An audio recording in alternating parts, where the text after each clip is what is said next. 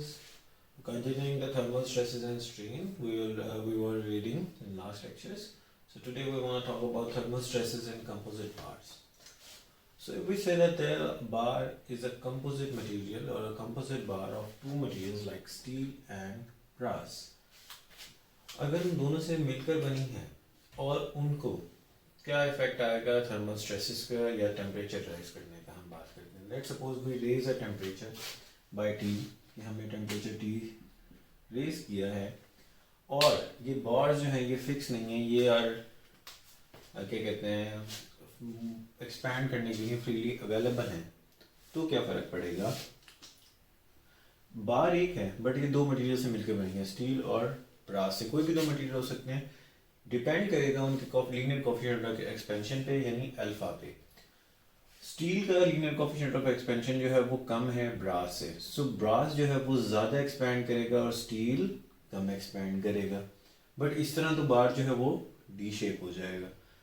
तो हमारे पास जब भी टेम्परेचर आता है और अगर दोनों को एक्सपेंशन फ्रीली दी जाएगी तो कुछ बार की जो शेप होगी वो इस तरह की हो जाएगी कि ब्रास जो है वो ऊपर निकल जाएगा और स्टील जो है वो कम. बट अगर ये स्ट्रक्चर जो है ये फिक्स है, मीन्स कि इनको हमने ऊपर से भी सपोर्ट लगा दिया, तो फिर क्या होगा, यहाँ पे भी अगर सपोर्ट है तो इशू क्या है कि ब्रास एक्सपैंड करना चाहता है स्टील से ज़्यादा, लेकिन स्टील जो है वो ब्रास की जितना एक्सपैंड नहीं कर सकता. तो होगा क्या, अल्टीमेटली दोनों, यानी अगर ये दोनों जुड़े हुए हैं तो क्या होगा कि दोनों एक जितना ही एक्सपैंड करेंगे. मतलब कि ब्रास जितना एक्सपैंड करना चाहता था उसे उतना एक्सपैंड नहीं होने दिया जाएगा और उसके ऊपर कंप्रेसिव फोर्स आएगी. ठीक है, और स्टील जितना एक्सपैंड कर सकता था उससे ज़्यादा करेगा क्योंकि ब्रास के साथ अटैच है, तो वहाँ पे टेंसाइल फोर्स आएगी. सो हमारे पास इक्वल एक्सपेंशन होगी दोनों की, जबकि एक कंपोजिट जो होगा वो कंप्रेसिव में जाएगा और एक टेंसाइल में जाएगा. नाउ वी वांट टू से नो के क्या क्या इफेक्ट्स आता है इसमें. लेट्स सपोज सिग्मा 1 है हमारे पास, stress in brass,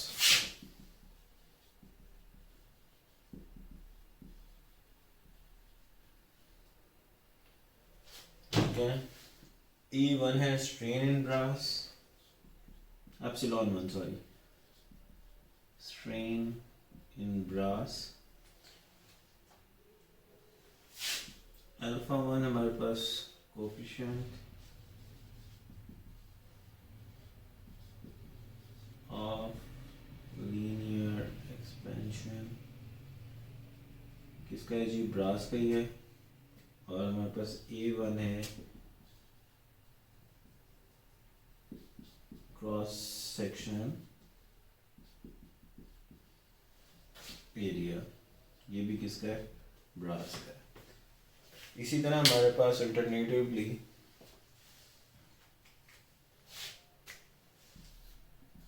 sigma 2, epsilon 2, alpha 2 and A2, ये सारी जो रिस्पेक्टिव वैल्यूज होंगी ये किसकी हो जाएंगी, स्टील की हो जाएंगी. किसकी हो जाएंगी, स्टील की.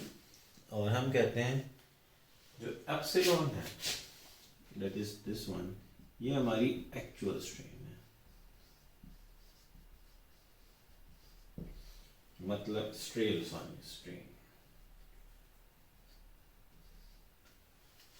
मीन्स अगर ये दोनों फिक्स ना होते तो एप्सिलॉन 1 स्ट्रेन होती ब्रास की, एप्सिलॉन 2 स्ट्रेन होती स्टील. लेकिन अब ये दोनों फिक्स हैं तो ओरिजिनल में स्ट्रेन जो आई है एप्सिलॉन, वो इन दोनों की मिला के क्या आई है, एप्सिलॉन आई है. क्लियर है. लेकिन अगर एक चीज चेक करें, ठीक है, तो लोडिंग जो है, स्ट्रेस की बात नहीं कर रहे, इसके ऊपर टेंसाइल और इसके ऊपर कंप्रेसिव जो लोड लगा हुआ है, ये दोनों इक्वल है. क्यों, क्योंकि इसका एक्सपेंशन ज़्यादा था, इसका एक्सपेंशन कम थी. जब दोनों ने मिलके हुआ तो इस पे कंप्रेशन इसके बराबर होगी जितनी इस पे टेंसाइल होगी. यानी ये दोनों चीज़ें जो होंगी, लोड जो होंगे, चाहे वो टेंशन का हो, यानी टेंशन जो है वो कंप्रेशन के इक्वल है.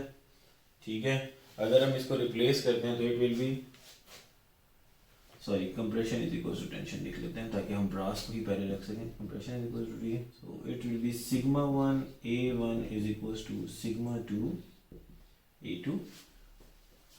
ठीक है. और अगर हम बात करें स्ट्रेन की, तो जो स्ट्रेन 1 थी वो किसके बराबर थी जी हमारे पास, अल्फा 1 टी माइनस एप्सिलॉन.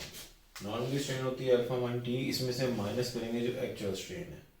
ठीक है, ताकि हमें डिफरेंस पता चल जाए. और एप्सिलॉन 2 हमारे पास क्या है, alpha 2 T minus alpha 2 T plus epsilon.